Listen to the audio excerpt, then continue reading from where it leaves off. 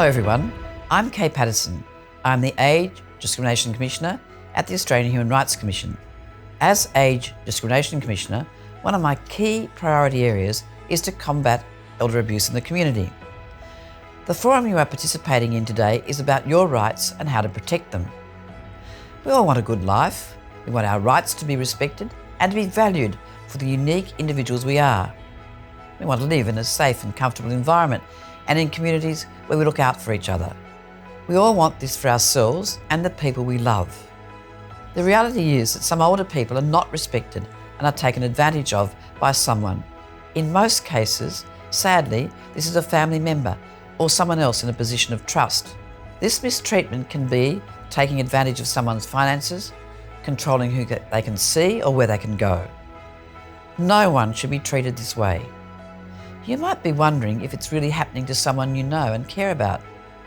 Are you seeing it clearly? It's often not black and white.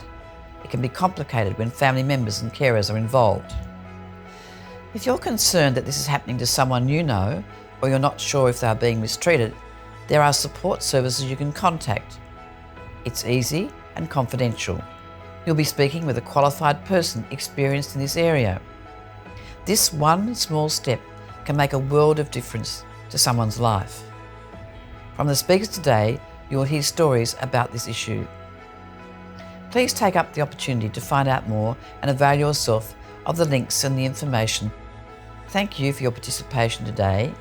I know you will find the speakers informative.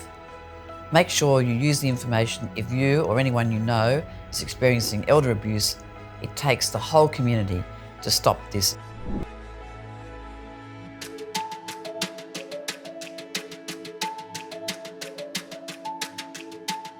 Hello, my name's Gary Ferguson, and for the past 15 years I've been the Education Coordinator at Seniors Rights Victoria, which is a service of CODA Victoria. Recently, on the ABC News website, I read a story of 74-year-old Keith Robinson, who is a surfboard shaper and has designed and produced a new surfboard, the Gut Slider. The Gut Slider surfboard allows surfers to ride waves well into their older years.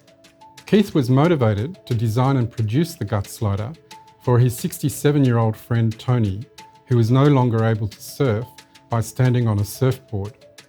Tony had surfed all his life and was despondent at the prospect of never being able to ride a wave again because of continuing hip pain.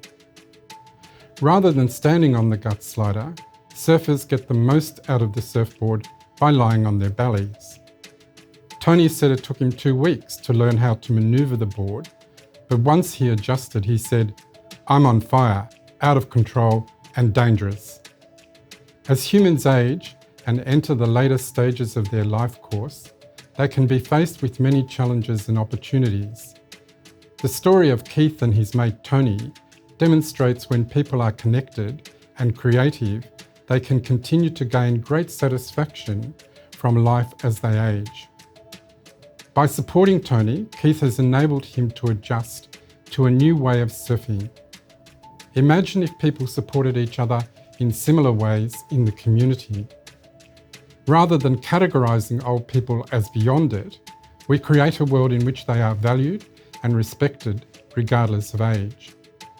For me, Keith's and Tony's friendship is an example of how we as a society can adjust to ageing with a can-do attitude, recognising the significant contribution older people make to the life of the community.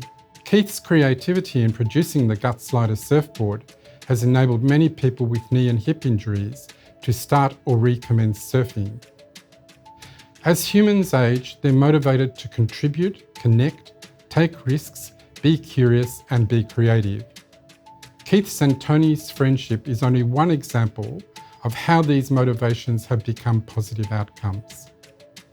I know there are many more connections and potential connections which support and respect one another regardless of age. However, for some people as they're aged, they're devalued and their rights to make their own choices are ignored by families and relatives. Ageism is associated with adolescence and younger adulthood, and more so with old age. In referring to young people, I've often heard the comment in discussion with seniors that young people have no respect today. My response is to ask whether the older person making the comment has young people in their lives, maybe grandchildren, nephews, nieces, friends' children. Usually, most people will be able to draw on at least one example where this is the case.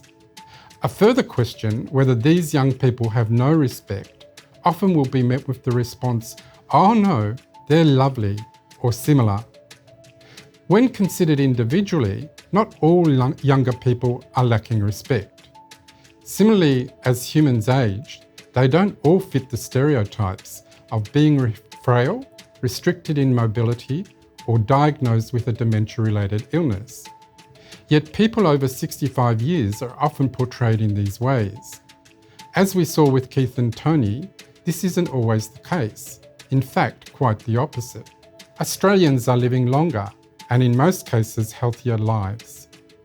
Despite the significant contribution that this age group makes to the economy through things like tourism, and their families through support like childminding, they're often referred to as Australia's economic burden, the grey tsunami, or similar.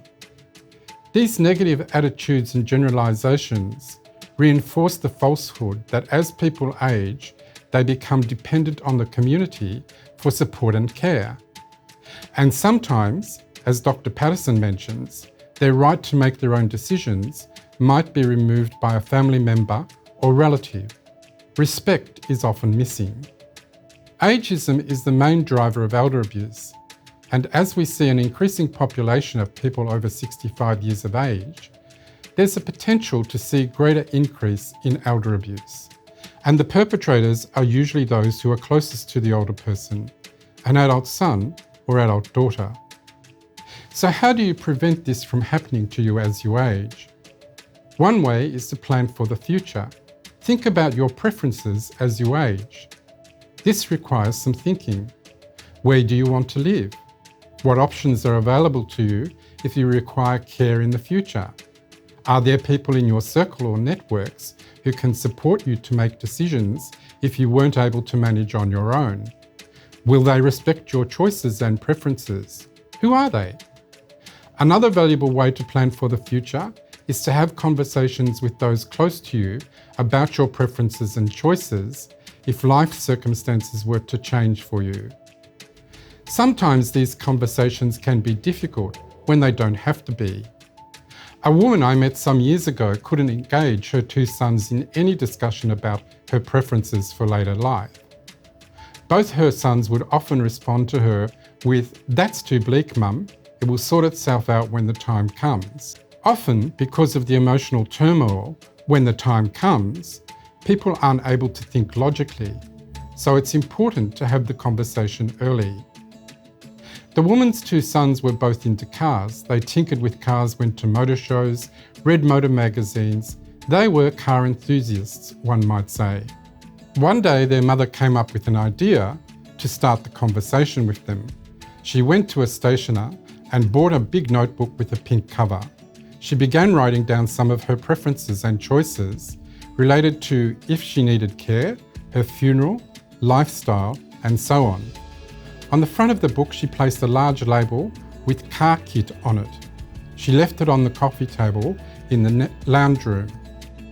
The next time her sons visited, they saw the notebook and started flicking through it, bewildered that there was nothing in it about cars. So they asked, "Mum, what's this book about? There's nothing in it about cars." Their mother responded with, "Oh, that's my car kit book. When I'm sick and dying, it has in it what I want you to do." The sons couldn't stop laughing at their mum's sneakiness, and it broke the ice to have a bigger discussion. Additionally, connecting with your local community can help break down isolation. For some people, this will mean joining interest groups, such as book reading clubs, social groups, or similar. However, for some, joining a formal group might not be for them. Connections can also be achieved through visiting your library, attending your local recreational centre, or your local neighbourhood house. By being connected in some way, you can obtain information, peer support, and motivation to live a healthy and well life into older years. Many organisations will have printed and electronic resources to help you plan ahead and give you ideas how to build connections. For some older people, their relationship with family members or relatives isn't okay because their right to make their own choices is being ignored, or they're being mistreated by family members. Maybe the older person isn't being included in discussions about aspects of their life. If this is the situation for you, the earlier you talk about your concerns, the better you'll feel. It will remove any stress you might be feeling and assist you to consider options. Think about people, maybe healthcare workers or other professionals, with whom you can talk, someone outside of the family who will respect you and listen to your concerns. In Victoria, Seniors Rights Victoria can offer assistance and support through their free helpline, and you don't need to take any action if you choose. The helpline advocates will listen to you and help you consider options. Further support is available through the casework team of Seniors Rights Victoria. As a society, we have a shared responsibility that we can all live in safety and with respect. To achieve this, we need to consider ways in which we can all socially participate, be included, have access to health and well-being, respect and be respected, and live a fulfilling life. Ageism devalues and denies the rights of older people to live in safety and with dignity. And elder abuse is a direct result of ageism. We all have a shared responsibility to challenge ageism and declare elder abuse unacceptable. By ensuring that older adults are informed of their rights and are aware that they can assert them, goes some way to preventing elder abuse. And for those older people, both men and women, who will be abused by family members and relatives, we have a shared responsibility to support them so they can rebuild their lives and confidence.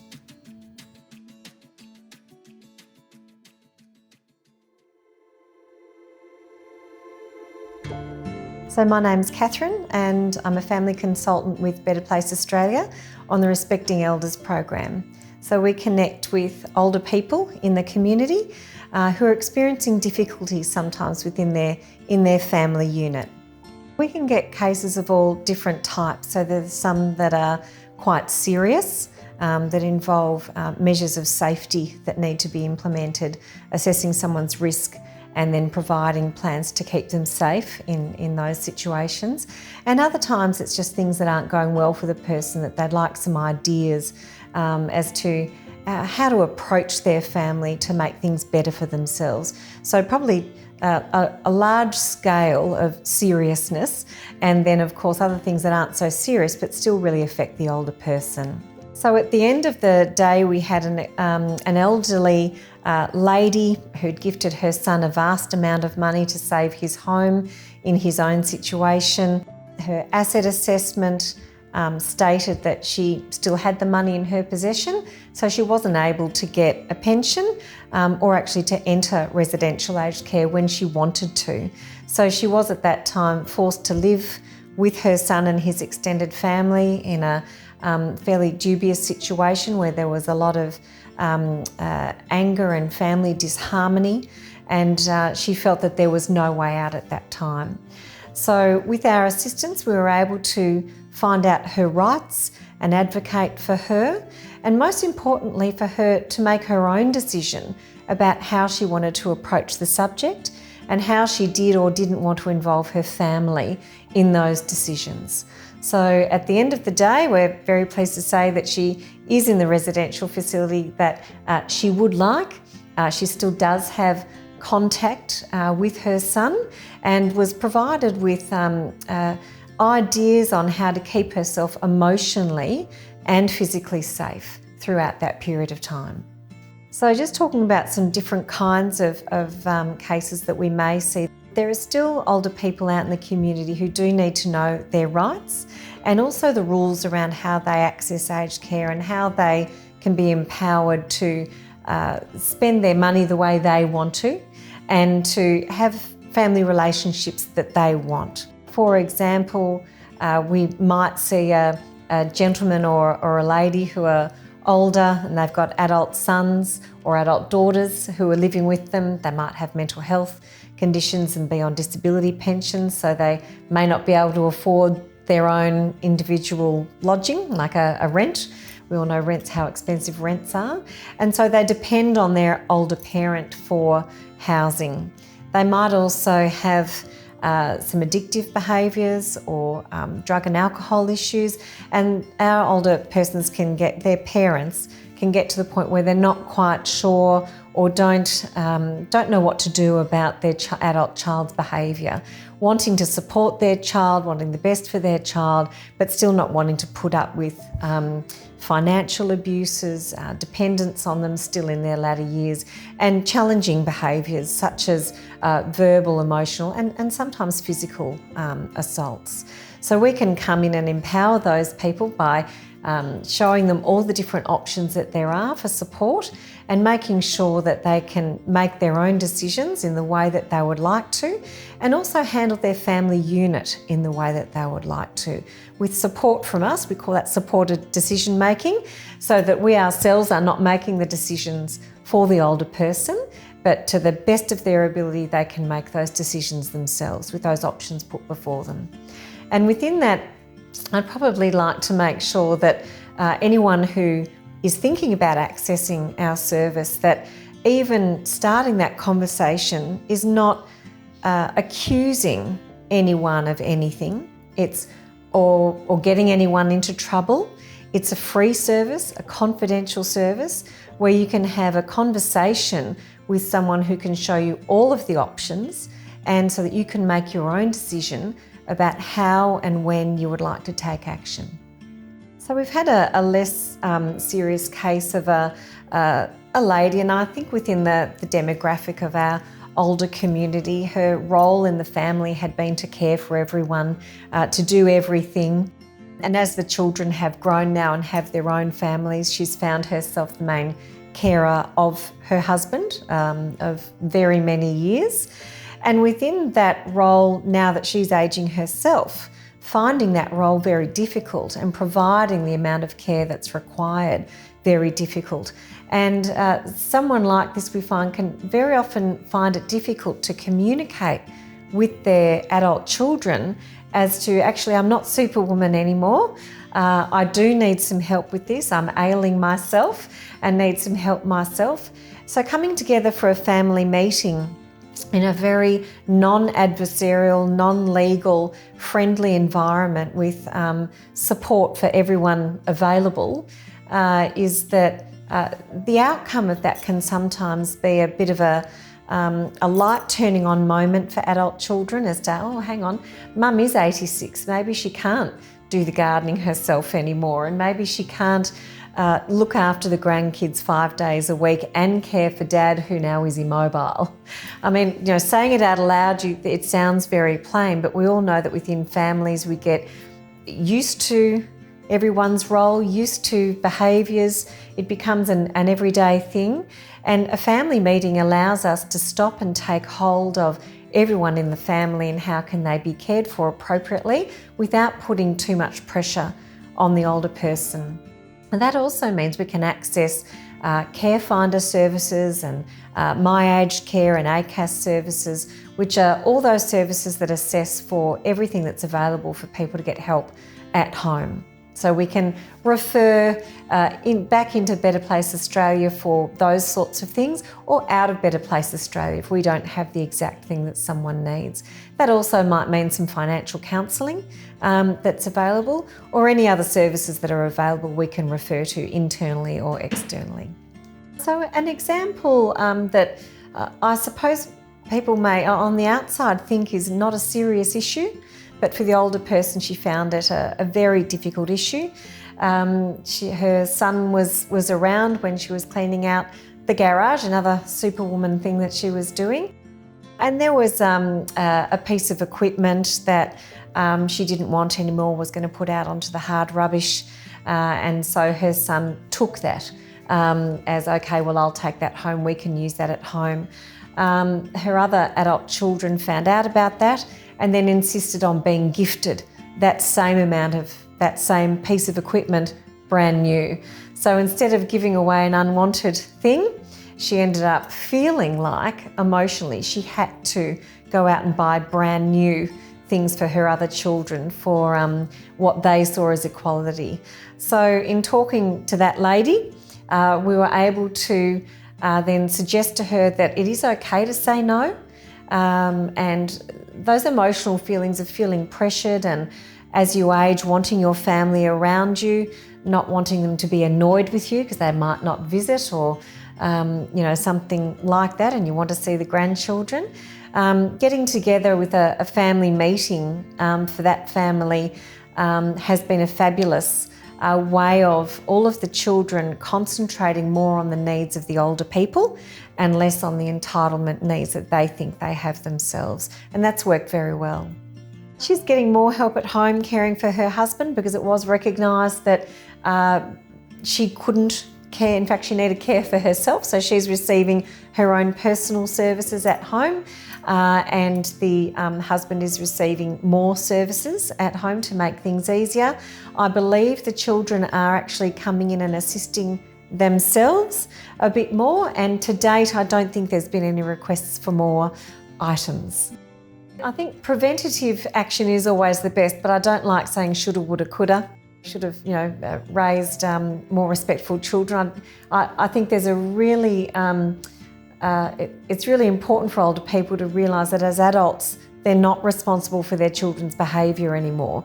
And it's not through bad parenting that sometimes they come under these pressures, especially when we're dealing with older people who have adult children's where their behaviour may be so bad that they might need something like an intervention order or some other form of protection to protect themselves. It's really important for the older person to be reassured that this is not their fault as a parent, and we're extremely uninterested in older people taking blame for their children's behaviour. I think that's okay when they're 2 and 3 maybe, but as adult children grow, they do become responsible for their own behaviour. Addictive behaviours, drug use, other things that are stopping older people from living their best life and an independent, safe and happy life is not their fault. And we can certainly assist. If legal options are required, we can assist with that as well. I think it's very difficult for an older person to admit to them to use that word elder abuse, and we want to be very careful that if someone's calling us for assistance, that we're not going to say to them, well, your child is guilty of financial elder abuse towards you and you must do this and must do that. It's more about opening up a conversation about, this is what's happening in my life, I'm not comfortable with it, I don't feel good about it. Is there any suggestion that you've got to make things better or to improve things? And that's when we will all sit down and have a conversation about what is available, what options are available. Sometimes very difficult decisions have to be made. The only time that we, under our duty of care, would go over what an older person actually wants is if we think they are in immediate danger, and we do then call the police if we do think they are in immediate danger. In my 5 years, it's happened once. I was on the phone to a lady when her son arrived home and was clearly behaving badly, and I did call the police at that stage to keep her safe. She agreed with me at the time, but we rarely have to do that. It's just important.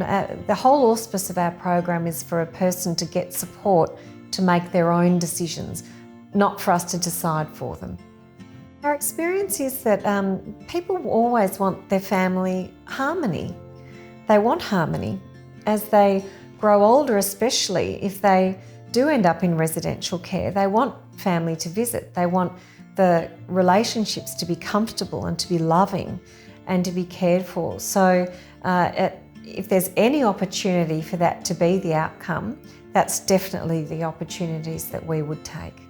Advice for older people, if they feel they've got a situation, maybe they feel it's a really individual situation, doesn't fit into anything that we've spoken about so far, to pick up the phone, to talk to our intake team, and then to be engaged with the free and confidential service, as I've said before, to have that conversation about whether or not there is anything that we can assist with to improve the situation. Don't be frightened, we want to hear your voice.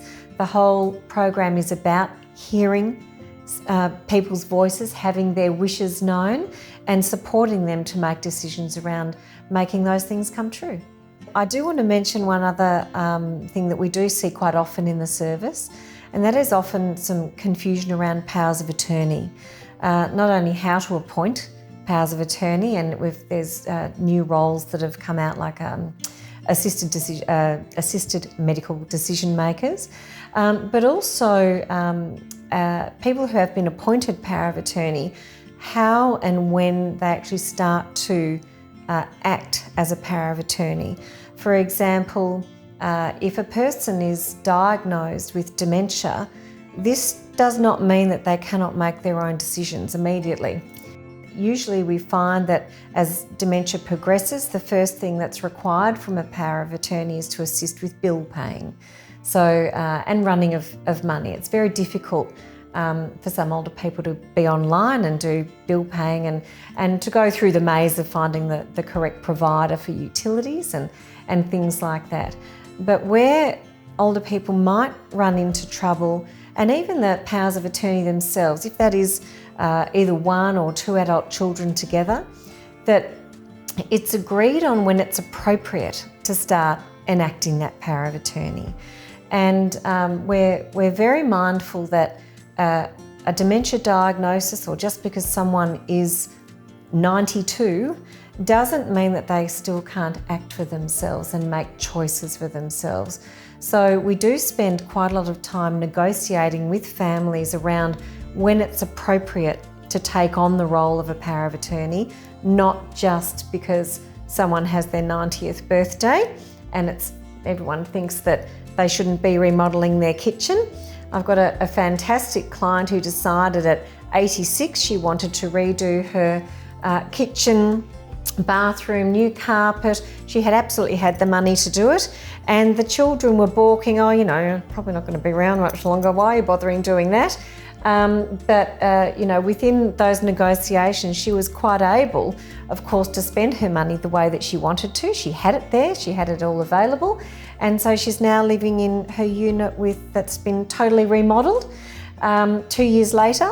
And so I just think it's important with that role of power of attorney sometimes to have that conversation within the family about when is it appropriate to come in and take on that role, and then disempower the older person to make their decisions about where they want to live, what services they want to have, how they want to spend their money.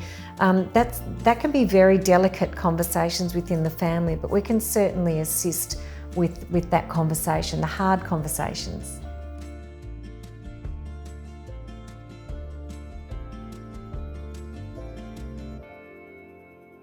My name's Phil Williamson. I'm a member of the community and I am retired. I volunteer on the Southern Melbourne Elder Abuse Prevention Network. I first became aware of elder abuse when we were with a friend, and he's a contractor. His mother was elderly. He had two sisters-in-law, one interstate and one who visited his mother occasionally. He and his sister-in-law had power of attorney. Local government services were providing shopping, home help, supervision of medications, and trips to the bank for his mother. I guess I could call her Edith. One day, Nick got a phone call, and the phone call was from his sister-in-law, but it was from his mother's residence. And he was a little nervous because when his mother had gone into rehabilitation after a medical episode, he'd discovered that his sister-in-law was claiming to be the next of kin. When he arrived, that was adjusted. So when she rang, I followed him round to that place. And sure enough, his sister-in-law was there going through his mother's handbag saying, I'm just going to pay some bills for her. And she had in fact got access to the codes for her banking. And the reason she'd been rifling through the bag is that she had a significant gambling problem. Nick tried to prevent his sister-in-law from going back, if you like, but the problem was that they were joint power of attorney. His sister-in-law tried to remove Nick from the activity, and she went to VCAT. At the end of that, the state basically took protection of Edith, but they left Nick in charge of her funds. And she wanted to stay in her own home, whereas I guess the state trustee was thinking she's beyond that. But they put in extra services and she was funding those herself, and things went fairly well for a while. But Nick found that some of the people from the service that had been, the commercial service that had been contracted, were not always putting the lockbox back outside. They weren't supervising the medications. And in the end, he thought he'd tried his hardest for his mum, but he would have to put her into care. And that's when he came into contact with Kingston Centre, who were great. They had a couple of facilities, both government residential care facilities, and Edith happily, well, not quite happily immediately, but finally happily set up residence in one of them. So Nick continued to visit, but it meant that his sister-in-law could not visit regularly. And I think in the end, Enid did all right, but it was just watching it. And I suppose for me, when he suddenly got this call and went to his mum's place, I followed him and I just thought maybe there was something going on. Later, his sister-in-law accused me of being a witness against her. But all of it was just about somebody who had a problem and was trying to solve it with someone else's money. All I really did was put him in touch with the right people, and anybody could do that by just looking in a directory. But the thing that probably helped was just a bit of sensitivity to the issue, that it wasn't just something to look past. And I think the other thing that was important was that it helped Nick step up a bit. His two brothers were deceased, and so he suddenly realised that if he wasn't there acting like the adult, he'd been doing plenty, watching the maintenance on the place and checking on his mum, but all of a sudden he had to become her supervisor, and that changed things a bit. In the situation where somebody is not sure about what to do, if they think it's possibly trivial, I'd still say make the call. Nobody will care that you've made a call by accident, or that things are resolved in a positive sense and that you were mistaken in what you saw. They'd much rather have the contact made. I think if someone is feeling that they are being threatened by a family member or a close contact who is effectively a family member, then they've got to remember that it's their life, their choice and their rights. If they feel that they are being threatened, there are lots of supports out there. I see lots of people I've got a 92-year-old neighbour. She manages her family. She would occasionally talk to me and say, I think they want to put me in care. And I'd just have to say, what do you want to do? It's your life. And that's the point. If you're older and you're feeling threatened, then get some help, but don't necessarily be confined to the people who are in your own family, because they might not be the most helpful if they're really busy. If you are thinking that there might be some issue that you need to pursue, then listen to the ideas that are presented by today's host and use the contacts that they're providing. I think that's probably the best source of information you can get.